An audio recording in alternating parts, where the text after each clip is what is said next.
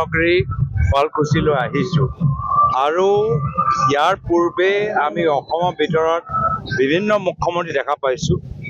প্ৰথমবাৰ এজন মুখ্যমন্ত্ৰী দেখা পাইছোঁ যিজনে শুৱালকুছি উদ্যোগটো থলুৱা উদ্যোগটো ধ্বংস কৰি পেলাইছে আৰু গোটেই উদ্যোগটো নিজৰ ঘৰখনৰ পৰা চলাইছে।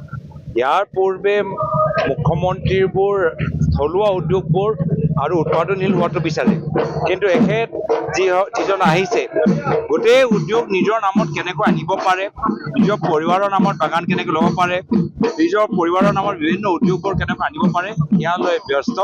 এই অন্যায় বিৰুদ্ধে ৰাইজ একত্ৰিত হৈছে, এখন নতুন বৰ অসমৰ সপোন দেখিছে য'ত এজন মানুহৰ অহংকাৰ নাথাকিব, আমাৰ সকলৰ অধিকাৰ থাকিব, য'ত মানুহবোৰ হিতাধিকাৰী হিচাপে নহয় অংশীদাৰ হিচাপে স্বাভিমান সহকাৰে স্বনিৰ্ভৰশীল হ'ব।